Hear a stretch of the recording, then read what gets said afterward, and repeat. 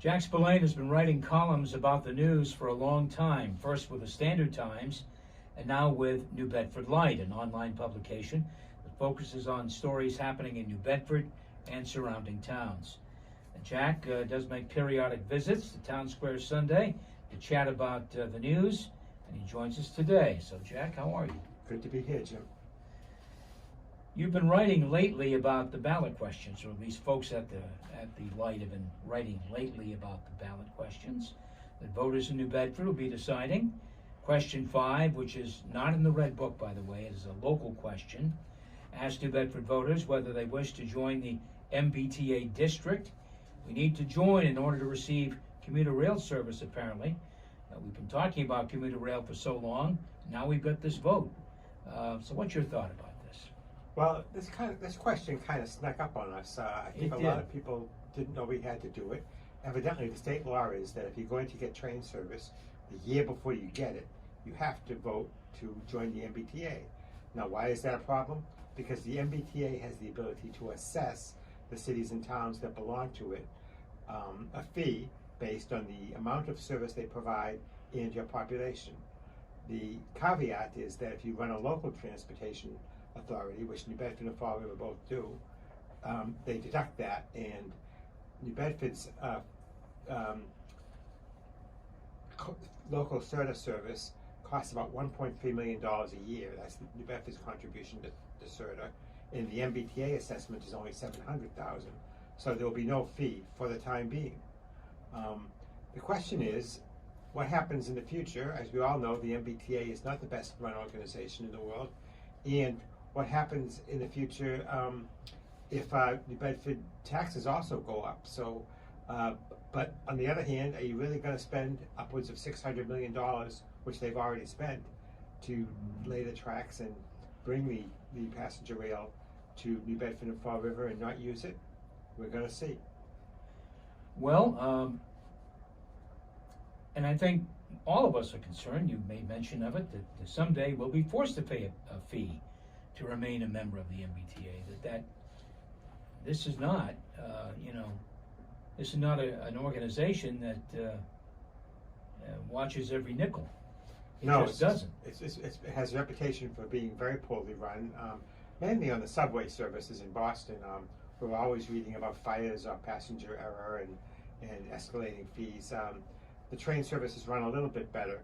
Interesting, Taunton does not have to vote, even though the train is going to come to Taunton, because Taunton already is a member of the MBTA because it borders Lakeville. Does that mean that Dartmouth and Fairhaven will be becoming members of the MBTA and getting assessed fees because they border New Bedford? Interesting question. Yeah. Yeah, and we don't know. We don't know the answer at this point. I don't. Because I'm sure there'll be people in Dartmouth who'll use a train. One would think. Yeah. So that's another thing to think about. I hadn't thought about that. Yeah. But, so evidently they're being a Dartmouth resident. Yeah. Taunton doesn't have to have this vote because they're already considered to be part of the MBTA because there was a station in an adjacent town. What does that mean for Dartmouth, Fairhaven, and Freetown, which all border New Bedford? Any question? Well, there are there'll be stations. There'll be a station in a bordering community, New Bedford. Right. I don't know whether there are assessments for those, but it was interesting that Fall River and New Bedford both have to have the vote, but Taunton didn't, even though it's getting a station because it was considered already to be part of the MBTA. Wow. Still unanswered questions, apparently. You had a chat on this question as well, right?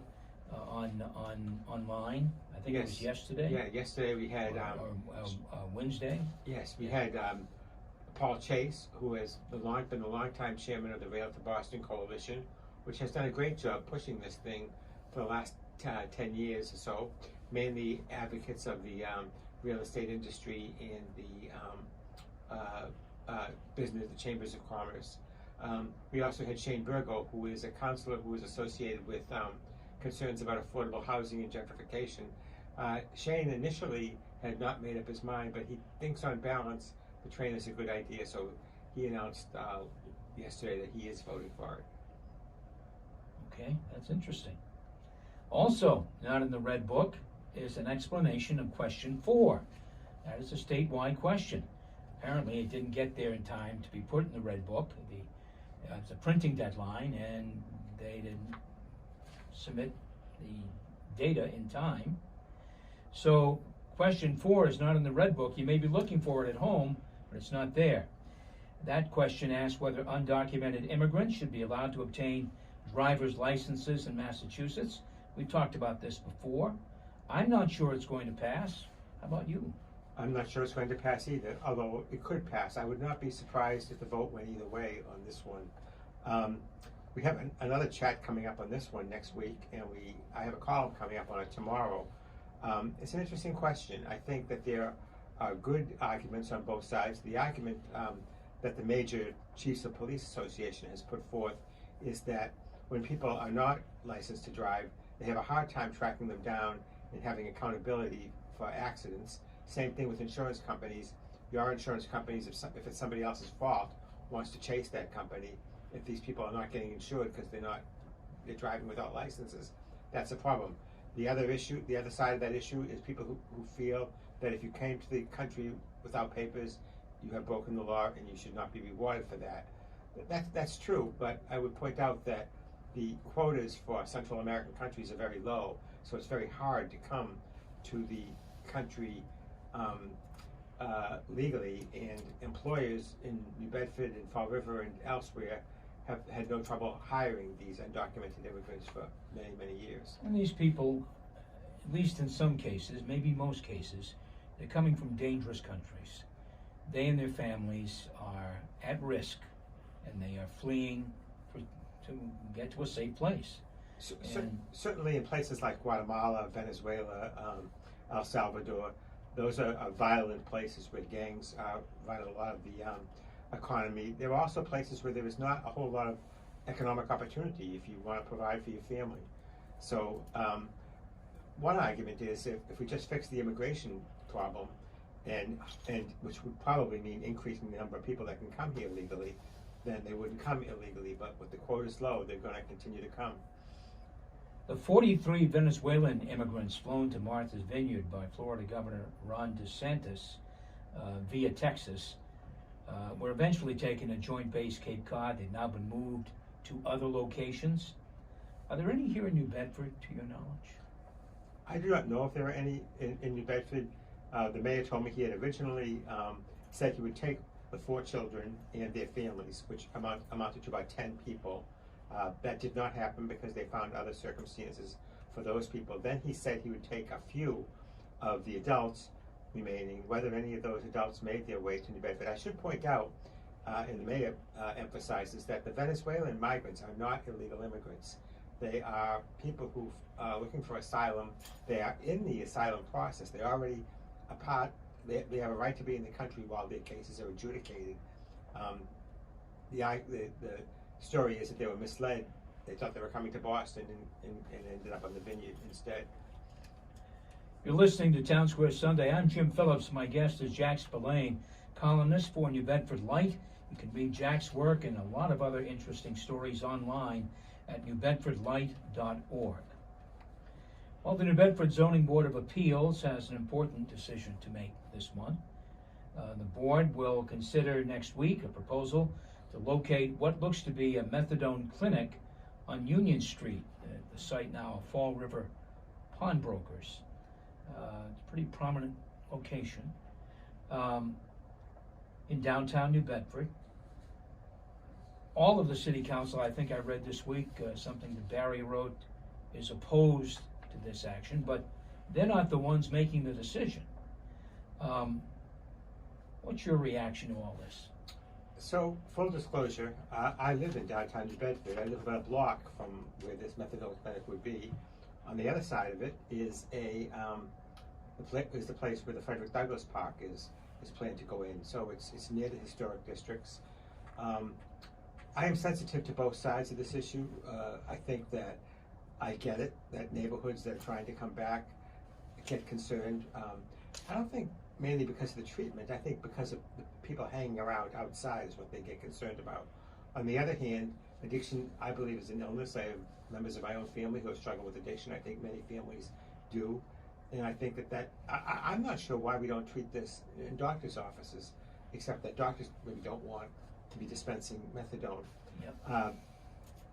Tim Weisberg and I had a very interesting discussion this week where a number of addicts called up and said the problem with methadone is that there really is not a good transition process to get you off. People tend to be on maintenance, and maybe they're not doing crime to support their habit anymore, but they're also not getting integrated back into society and being able to work. And things like Suboxone are supposed to be offer more hope for that. So I would like whatever, some of these clinics can be money-making operations. So I would like whatever help is being given, and I support help being given, to be something that is the latest state of the art to help people eventually get off, these very addictive drugs and get back into society. But I agree with you. Programs are badly needed, especially in a place like New Bedford. Yeah. People need help here. Yeah. But I was concerned. Where do you put them? Where do you put these distribution Well, I was concerned. centers? We have High Point runs a big distribution place in the industrial area on the waterfront over near Leach's Garage. Councilor Hebrew was on saying that he's not necessarily opposed to downtown. He wants to hear more about it, but his first preference is that they be in industrial places. I'm not But sure. how do people get there? Well, that's number one. There's a bus that goes a few blocks from there, but not exactly there. But I think that industrial zones, that waterfront, really, the best use of that property is really for industrial waterfront businesses to be developed there. So having a bunch of methadone clinics there, I'm not sure is the right thing. They may be away from. There is, by the way, a very poor neighborhood, the Exlogan neighborhood nearby. So it's just a neighborhood that is not very politically active. I would like to see a situation where these things were spread out, including in the suburbs, and that they were more closely associated with doctors' offices and things like that in establishments like that, and that there be strict enforcement of loitering laws. Every time I talk about the loitering laws in New Bedford, I'm told that the courts have been unfriendly to them, enforcing them, because people have a right to be in public places, but I don't think they have the right to be horsing around and bothering people in public places, but it does take some effort to enforce those loitering laws. So we don't really have an answer. You and I aren't going to solve this. The Zoning Board of Appeals, I don't know. No one has seemed to have talked to them. So this is a special permit that they're asking for. That's what the zoning board does when you are really outside of the zoning that's appropriate for that area. They give you a waiver so that you can use your property. That's what ZBAs are all about. I think that there probably are good arguments that why you would deny this. And I've covered politics for a long, long time. It's true that neither the mayor nor the city council can tell the zoning board what to do, but the zoning board chairman, in my experience, get the message. And so my feeling is that this will not go through, but I've been proven wrong many times. All right, we'll see how that goes. I think the meeting is October 20th, so we'll be following that. But we can't let this segment end, Jack, without mentioning Councilor Hugh Dunn. That's right. Who was acquitted this week on a charge of driving under the influence. He was found guilty of operating negligently and leaving the scene. He was given a probation sentence. Your reaction? So I want to be precise what I say here. I like Hugh Dunn. I think he's been a good city councilor. I do not think he has handled himself well in this incident. He was found not guilty. That does not mean innocent. In fact, if you read the New Bedford Light story, the judge also told him that there was enough evidence to find him guilty of leaving the scene, I think, and leaving the scene in some kind of irresponsible driving. But he did not. It was a first offense, and generally they do not enforce first offenses like that. And Hugh Dunn should have no less rights, no more rights than anybody else. Right. When it comes to that, I don't think he has had a frank conversation with the community about.